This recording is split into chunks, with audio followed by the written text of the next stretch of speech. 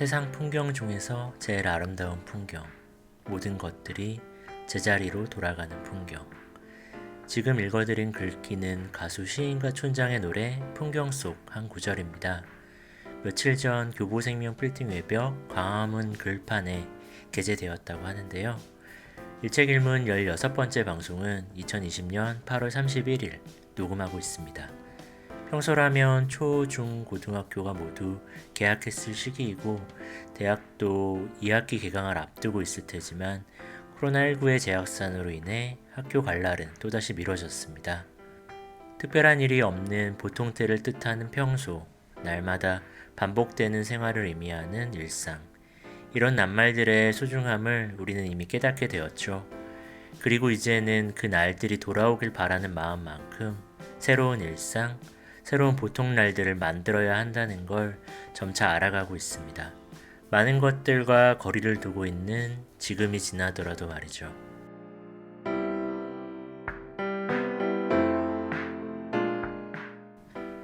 그렇다면 멈춰있는 지금은 새로운 시작을 위한 준비 단계이고 이 시기야말로 책과 이야기가 필요한 때가 아닐까 생각합니다. 새학기와 뉴노멀을 생각하며 이 책 보건교사 아는 형을 골랐습니다. 소설에서 아는 형은 기괴한 것들을 플라스틱 칼과 비비탄 총으로 물리치는데요. 코로나19라는 이 보이지 않는 바이러스도 그렇게 물러가는 상상을 하며 일책일문 16번째 방송 시작합니다.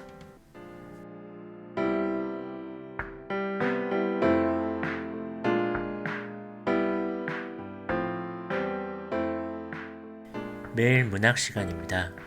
앞서 말씀드린 대로 오늘 소개할 책은 정세랑 작가의 보건교사 아는 형입니다. 한 사립고등학교의 보건교사 아는 형이 주인공으로 등장하는 소설인데요. 아는 형은 보통의 보건교사가 아닙니다. 자신만이 볼 수 있는 것들을 처치하고 또는 이루어하는 방법으로 테마의식을 수행합니다. 이 모든 것이 학생들의 건강을 돌보는 일의 일환이기도 하고요. 아는 형은 플라스틱 활과 비비탄 총으로 악귀와 혼령을 물리치며 슬리퍼를 신고 뛰어다니는데요. 학생들의 갖가지 고민을 스스럼없이 들어주고 엇나갈 것 같은 학생들은 자신만의 방법으로 지도합니다. 사람을 해치는 괴물과 자신의 힘을 악용하는 자는 가차없이 응징하지만 사연이 있는 영혼을 조용히 쓰다듬어주는 방법도 알고 있습니다. 아는 형은 발랄하고 용감한 전사이자 동시에 다정하고 유쾌한 언니가 되어 맹활약하는데요. 이 여성 원톱서사에는 충실한 남성 조력자가 있습니다. 2학년 한문교사이자 학교 설립자의 후손인 홍인표가 바로 그 인물이죠. 홍인표에게서 거대한 에너지를 발견한 아는 형은 학생들의 안전과 학교의 평화를 지키기 위해 그를 통하여 에너지를 충전합니다. 보건교사 아는 형은 그렇게 힘을 합친 두 인물이 미스터리한 현상들을 추적하고 기이한 괴물들을 물리치며 학교 곳곳에 감춰진 비밀을 하나둘 풀어내는 이야기인데요. 에피소드식으로 구성된 이야기는 시종일관 경쾌하고 빠르게 펼쳐지기 때문에 소설 문법에 익숙하지 않은 분들도 재밌게 읽으실 수 있으리라 생각합니다. 정세랑 작가는 작가의 말 말미에서 즐겁게 쓴 이야기라 영원히 쓸 수 있을 것 같다고 언젠가 다시 또 이어 쓸 수 있으면 좋겠다고 했는데요.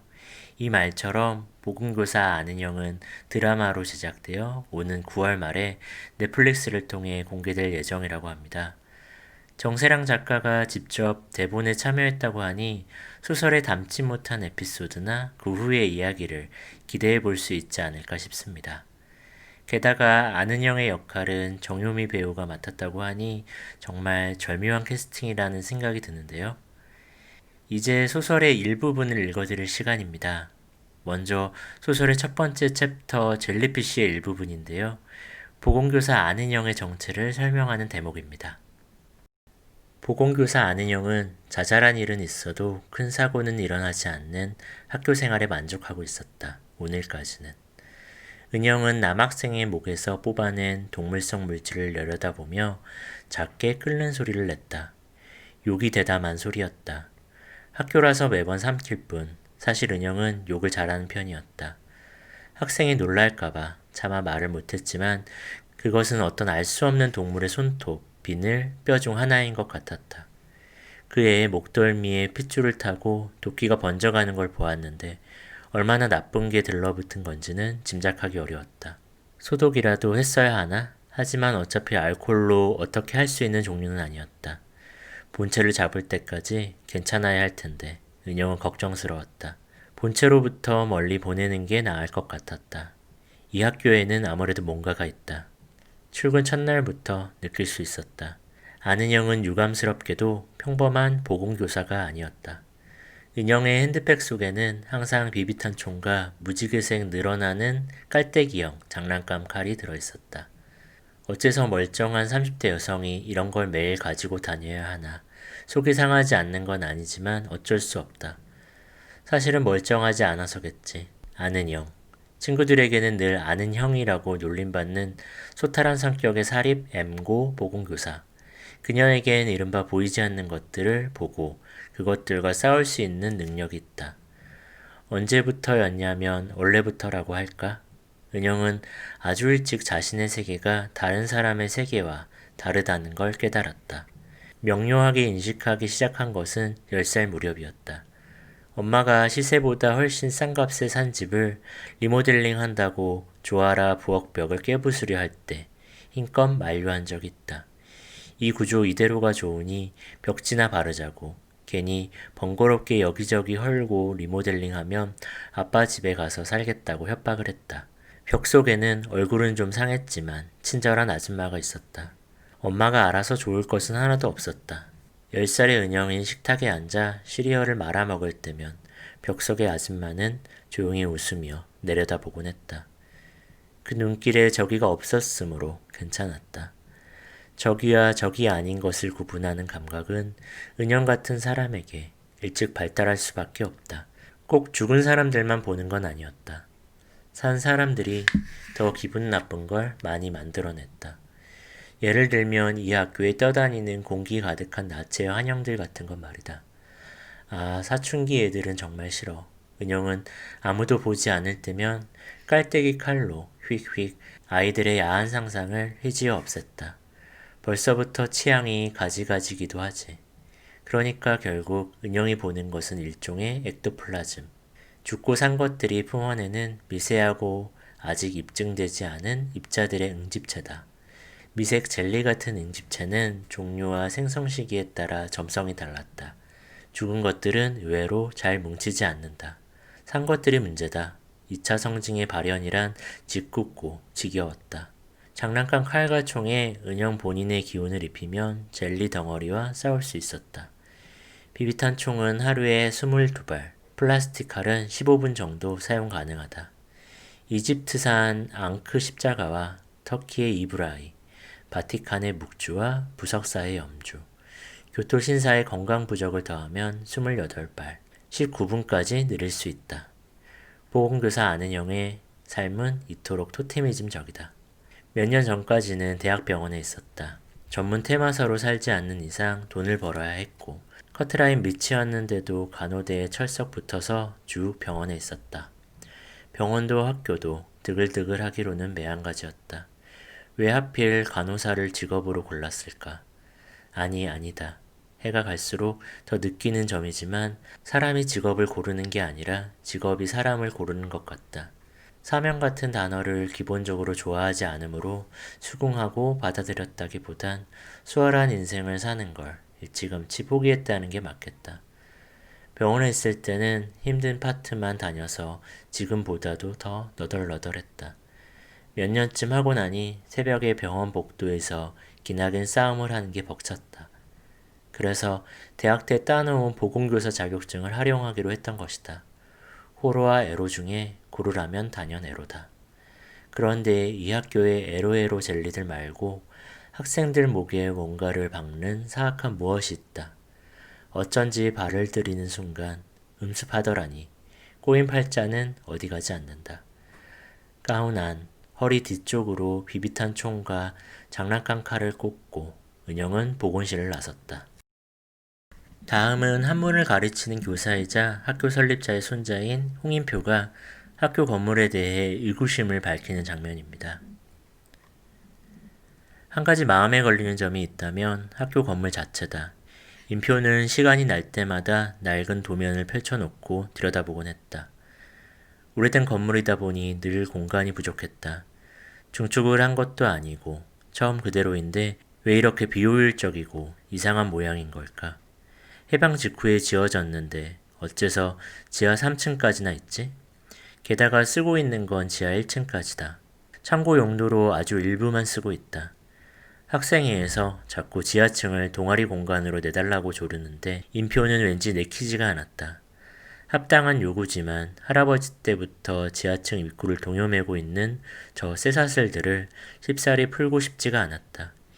인표의 팔뚝만큼 굵은 쇠사슬들이었다. 할아버지는 돌아가시기 직전 다른 재산 문제는 다 변호사에게 맡겨놓고 학교에 대해서만 가족들에게 신신당부를 했다. 학교를 계속 유지해라. 그 땅에는 학교 말고 다른 걸 세우면 안 된다. 건물도 다시 짓지 마라. 인표를 선생시켜. 꼭 선생해야 해. 그 유지를 받들어 교직을 택했지만 잘하고 있는지는 확신이 없었다. 할아버지가 그토록 신경을 써 지은 학교에선 작년에도 재작년에도 아이들이 우박처럼 떨어졌다. 10대 자살률이 워낙 높은 나라지만 그래도 이해하기 어려운 숫자였다. 각종 사고와 비행의 빈도 역시 상당히 심각해서 어떻게 개선해야 할지 감도 오지 않았다. 마지막으로 읽어드릴 장면은 믿기지 않는 소동이 일어난 다음 안은영과 홍인표가 사건의 진상을 파악하는 장면입니다. 보건교사 안은영은 그 이후로도 수도 없는 기행을 거듭했는데 옥상에 있던 아이들이 졸업한 후에는 나쁜 소문이 따르고 말았다. 은영이 약간 맛이 갔는데 사실상의 권력자인 한문 선생의 여자라 다들 봐준다는 소문이었다. 악의적인 소문이었지만 은영이 싸우고 잡으러 다니는 나쁜 덩어리들은 다른 이들의 눈에 보이지 않으니 어쩔 수 없는 일이었다. 그보다 자신도 그 소문이 진짜인지 아닌지 점점 헷갈리게 되었다. 커다란 걸 잡아야 할 때면 어쩔 수 없이 한문 선생의 손을, 말 그대로 손 자체를 빌려야 했기 때문이다. 잊을만 하면 한 번씩 손을 잡는 사이가 되었으니 헷갈릴 수밖에 없다. 인표로 말하자면 은영보다 훨씬 악명을 떨치게 되었다. 지하층 전부를 메워버렸기 때문이다. 표면적인 이유는 건물이 노후되어 기반을 재보강한다는 것이었지만 학생회 측에서는 자치공간 관리가 귀찮아서 그런 극단적인 조치를 취했다고 받아들였다. 새로운 독재자의 등장이라고 소문이 나도 어쩔 수 없었다. 인표는 할아버지가 학교를 맡긴 이유를 알 것 같은 날도 있었지만 대부분의 날들엔 여전히 아리송했다. 할아버지가 알던 사람이 못에 몸을 던지기라도 했나 수소문해봤는데 이렇다 할 소득은 없었다. 이유야 어쨌든 할아버지는 좋은 파수꾼이었고 인표는 아직 한참 모자라다는 것만이 분명했다. 인표와 은영은 뭘 굳이 잡지 않아도 되는 날에도 가끔 옥상에 올라갔다. 엄청나게 나쁜 터에 학교를 세워 누르려고 하셨던 걸까요? 인표가 진지하게 물었다. 에로에로 에너지는 생각보다 대단하니까요. 은영이 아무렇게나 대답했다. 그리고 두 사람은 습관적으로 손을 잡았다.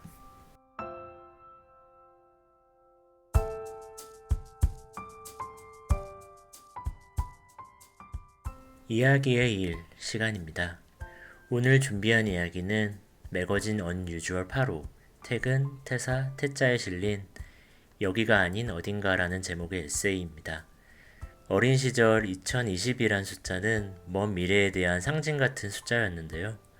지금 2020년을 산 이들에겐 2020이 어떤 의미로 남을까요? 어느 쪽이든 잊히지 않는 숫자가 될 것 같습니다. 그럼 이 글을 남기며 일책일문 16번째 방송 마치겠습니다.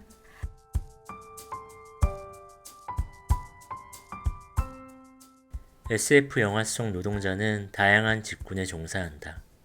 우주비행사, 천문학자 등 이공계 인력이 주를 이루는 가운데 농부, 교사, 군인, 그리고 작가도 이따금 모습을 비춘다.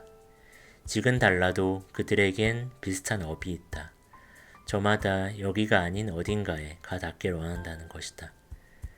그들은 그 꿈의 여정을 시작하지 못해 꽤 오랫동안 무기력에 쌓여 있거나 펜트를 굴리며 답을 찾는다. 현실의 노동자라고 별반 다르지 않다. 빈도와 강도는 달라도 일상이 지긋할 때마다 여기가 아닌 어딘가를 꿈꾸니까 말이다. 남은 연차나 통장 잔고를 셈하곤 한 걸음 물러서더라도 생각의 씨앗은 좀처럼 솟아지지 않는다. 벼랑간 용기를 내어 연차를 모조리 소진하거나 퇴직금을 받아 통장 잔고의 자릿수를 하나 더 늘린다고 한들 갈 수 있는 공간은 지구에 한정되어 있고 닿을 수 있는 시간은 현재 수렴한다. 그렇다면 SF 영화 속 노동자는 어떻게 여기가 아닌 어딘가를 도모할까? 무슨 수로 미지와 조우하여 다른 세계로 통하는 티켓을 손에 쥔단 말인가? 나는 한 줄도 좋다. SF 영화 이 우주를 좋아하게 될 거예요에서 그들의 전략을 네 가지 유형으로 분석했다. 첫 번째는 투잡을 뛰며 후일을 꾀하는 타입. 매트릭스의 주인공 토마스 앤더슨의 사례가 그렇다. 그는 평범한 컴퓨터 프로그래머이자 밤이 되면 네오라고 불리는 해커로 활약한다. 내심 헤드헌터의 눈에 띄길 바랐는지 모르지만 막상 그를 찾아온 사람은 빨간 약을 든 모피어스였다. 두 번째는 9to6를 지키며 여가를 즐기는 토탈 리콜의 주인공 케이드와 같은 타입이다. 광산에서 일하는 케이드는 건조한 일상을 벗어나고자 퇴근 후 여행사 리콜을 찾아가 저기로 떠난다. 떠난 곳이 여기만큼 안온하지 않지만 일탈을 꿈꿔온 케이드는 현실과 꿈을 뒤집은 채 진진한 모험을 택한다. 시간이 지나 그곳의 삶이 평온을 찾을 때쯤 그는 다시 9to6의 삶을 바랄지도 모르겠다. 세 번째는 이직을 통해 위기를 기회로 만드는 타입이다. 패신저스에 등장하는 오로라 레인과 짐 플래스터는 작가와 엔지니어로 개척 행성으로 떠나는 우주선 아발론호에 탑승한다. 지구에서 사라질 직업 목록 상위에 랭크된 이들은 자신의 필요를 찾기 위해 새로운 터전으로 향한다. 이직 절차가 120년을 달할 정도로 길지만 새로운 환경에서 계속 같은 일을 할 수 있다는 메리트가 있다. 마지막 네 번째는 자급자족하며 자생하는 타입이다. 지구를 지켜라 해서 공장 노동자로 일하는 병구는 뜻한 바를 이루기 위해 양봉으로 생업을 전환하고 부업으로 마네킹도 제조한다. 일하지 않을 때 병구는 외계인을 연구하고 그들로부터 지구를 구할 궁리를 한다. 이미 지구인 여럿이 외계인에 의해 알게 모르게 목숨을 잃어왔다는 사실을 알기 때문이다. 그의 엄마도 외계인 놈들이 데려갔고 애인의 죽음도 외계인 놈들의 짓이었다. 지구인 노동자 병구는 지구를 지키기 위해 미친놈을 자처하며 미친 척 분투하지만 프리랜서의 삶은 고독하고 고달프기만 하다. SF 영화와는 달리 지구인 노동자는 네 가지 타입 중 어느 하나를 택하지 않고 시시각각 변하는 고용 여건과 시장 상황에 따라 몸을 바꾸며 살아간다. 저녁이 있는 삶을 추구하다가 전세 만기 시점이 오면 황급히 부업을 찾기도 하고 재취업 전선에 뛰어들었다가 자초되어 일용직과 자영업의 갈림길에 서기도 한다. 여기가 아닌 어딘가로 향하는 길은 언제나 호락호락한 법이 없다고 자주하며 오늘에 속해왔다. 2020년에 이르러 지구인 노동자는 새로운 전략을 모의하는 중이다. 사무실 파티션을 견고히 쌓고 비대면 미팅과 재택근무에 적응하며 전 세계적인 바이러스의 유행을 지켜보고 있다. 우리가 그토록 벗어나고 싶은 출발점이었던 여기는 어느새 어딘가라는 목적지로 변했고 되찾아야만 하는 곳이 되었다. 조금 억울한 기분이 들지만 별 수 없다. 우리는 지구인 노동자니까. 떠나온 적이 없는데 마치 떠나온 것처럼 문득문득 여기들이 그립다.